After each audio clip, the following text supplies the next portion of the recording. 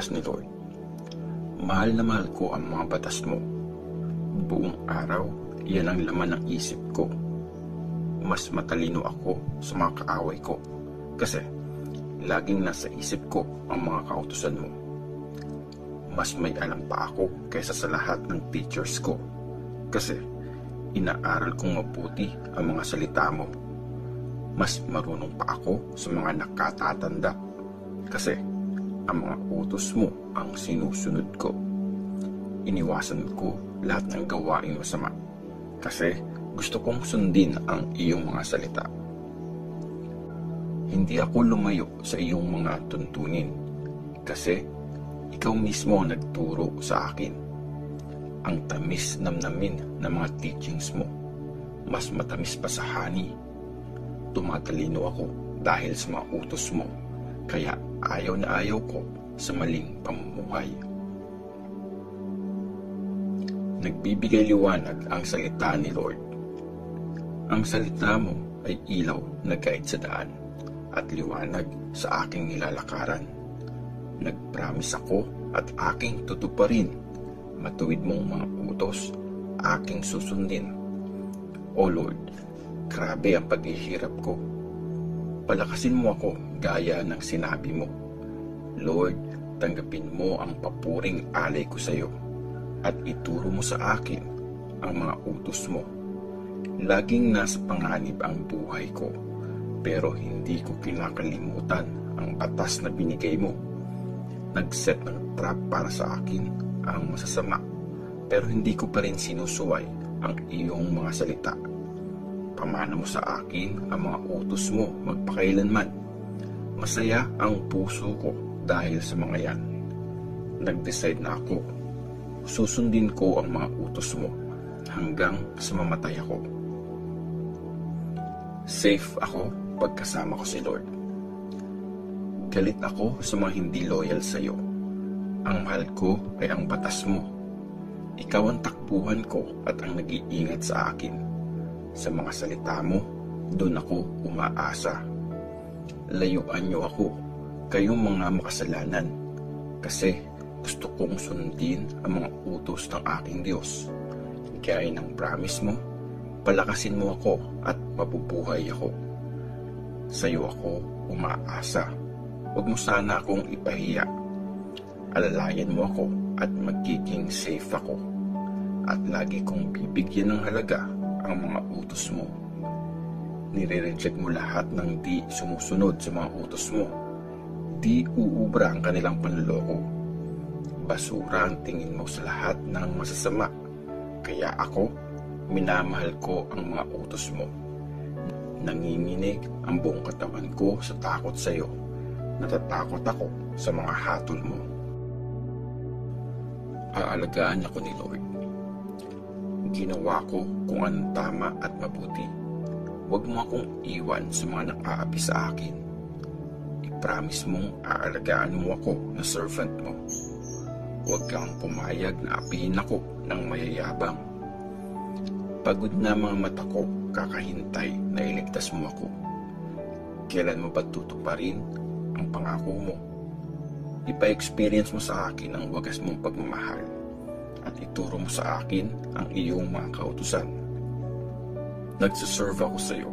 Bigyan mo ako ng talino para maintindihan ko ang mga utos mo. O Lord, oras na para kumilos ka kasi nilalabag ng mga tao ang batas mo. Mas mahal ko ang mga utos mo kaysa sa gold, kaysa sa pinakapurong gold. Kaya sinusunod ko ang lahat ng teachings mo. Sa lahat ng maling gawain, galit ako. Pag-asa sa promise ni Lord. Napakaganda ng iyong mga utos, kaya sinusunod ko ito ng buong puso. Pag ini-explain ang mga salita mo, nagbibigay yon ng liwanag, nagpapatalino sa taong walang alam. Kumakabog ang dibdib ko sa saya kasi gustong gusto kong pag-aralan ang mga utos mo. Pansinin mo ako, maawa ka sa akin, gaya ng ginagawa mo sa mga nagmamahal sa iyo. Gaya ng promise mo, gawin mong matatag ang mga hakbang ko. para sa kasalanan, huwag akong mahulog. I-save mo ako sa mga nang-aapi para masunod ko ang mga utos mo. I-bless mo ako, matuwa ka sa iyong lingkod, at ituro mo sa akin ang iyong mga utos. Sindamin na ng tubig sa ilog yung luhang iniyak ko. Binabaliwala kasi ng mga tao ang batas mo. Tama at maasahan ang utos ni Lord. O Lord, matuwid ka at patas kang humatol. Nagbigay ka ng mga utos na talagang tama at maaasahan. Nag-aapoy ang galit sa puso ko. Binabaliwala kasi ng mga kaaway ko ang mga salita mo. Subok ko na ang promise mo. Mahal ko talaga ito. Di ako importante. Minamalit pa nga. Pero ang mga teachings mo, hindi ko kinakalimutan. Forever ang pagiging matuwid mo at ang batas mo laging totoo. Gulong-gulo na ako. Ang dami kong problema. Pero ang mga utos mo nagbibigay sa akin ng saya. Forever na makatarungan ang mga utos mo.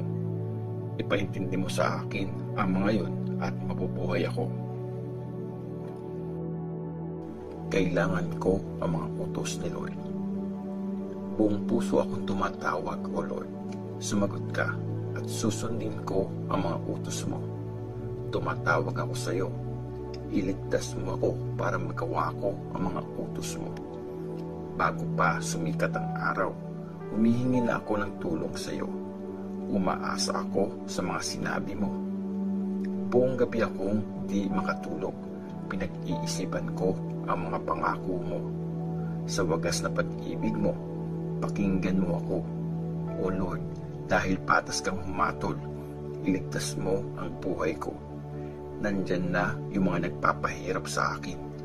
Mga taong may masamang plano. Di sila sumusunod sa batas mo. Pero malapit ka sa akin, O Lord. Lahat ng mga utos mo ay maaasahan. Matagal ko nang natutunan sa mga utos mo na magtatagal ang mga ito forever. Request para iligtas ni Lord. Tingnan mo ang paghihirap ko at isave mo ako. Kasi di ko kinakalimutan ang batas mo. I-defend mo ako at iligtas. I-save mo ang buhay ko gaya ng promise mo. Hindi maliligtas ang masasama. Kasi di nila sinusunod ang mga utos mo. Pero Lord, sobrang maawain ka. Matuwid kang humatol, kaya iligtas mo ako. Marami nagpapahirap at kumakalaban sa akin, pero di ako lumilihis sa mga utos mo. Pag nakikita ko ang mga taksil sa iyo, inis na inis ako. Kasi di nila sinusunod ang utos mo. Alam mo, Lord, mahal ko ang mga teachings mo. Hindi nagbabago ang pag-ibig mo, kaya isave mo ako. Ang pinakamensahe ng salita mo ay katotohanan.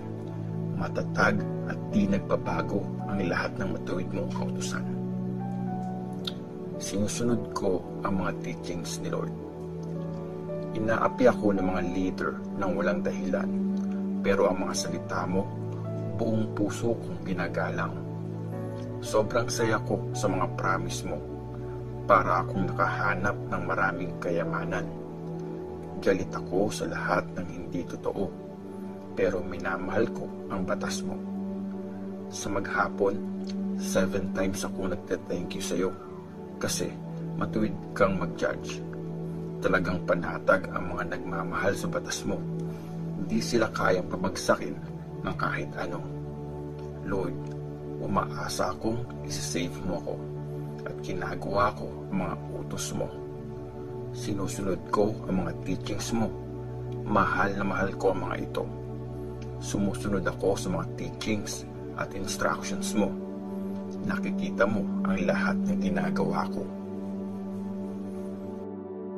Tiwala ako, si Lord ang tutulong. Lord, marinig mo sana ang iyak ko. Tulungan mo akong makaintindi ayon sa salita mo. Pakinggan mo ang prayer ko. I-save mo ako kasi Yan ang promise mo. Lagi akong magpupuri sa iyo kasi tinuturo mo sa akin ang mga utos mo. Kakanta ako tungkol sa iyong salita kasi lahat ng utos mo ay tama. Sana lagi kang handang tulungan ako kasi pinili kong sundin ang mga tuntunin mo. O Lord, ang tagal ko nang hinihintay ang iyong pagliligtas. Pinapasaya ako ng iyong batas. Bigyan mo pa ako ng buhay para mapuri kita. Tulungan sana ako ng iyong mga salita para akong tupang naligaw. Please, hanapin mo ako na servant mo kasi di ko naman kinalimutan ang mga utos mo. Psalms 120. Prayer para iligtas sa mga sinungaling. Kanta habang umaakyat para mag-worship. Nung naghihirapan ako, tumawag ako kay Lord at sumagot siya. Iligtas mo ako, Lord, sa mga sinungaling, sa mga manloloko. Mga sinungaling, ano kayang parusa ng Diyos ang bagay sa inyo? Ano pa kayang gagawin niya sa inyo? Titirahin kayo ng matatalas na pana ng sundalo at susunugin ng nagbabagang uling. Kawawa ako para akong nakatira sa Meshek, nakatira kasama ng mga taga-Kedar. Sobrang tagal ko nang nabubuhay kasama ang mga taong ayaw ng kapayapaan. Gusto ko ng peace. Pero pag sinasabi ko ito, ang gusto nila, kera. Psalms 121. Iingatan ka ni Lord. Kanta habang umaakyat para mag-worship. Tumingin ako sa mga bundok. Saan manggagaling ang tulong para sa akin? Kay Lord manggagaling ang tulong na kailangan ko. Siya ang nag-create sa langit at sa lupa. Hindi siya papayag na matumba ka. Ang nag-iingat sa iyo ay laging gising. Siya ang nagpo-protect sa Israel. Di siya natutulog kahit idlip man lang. Si Lord ang nagbabantay sa iyo. Lagi mo siyang kasama. Pagtatanggol ka niya sa umaga, di ka mapapasok sa init ng araw.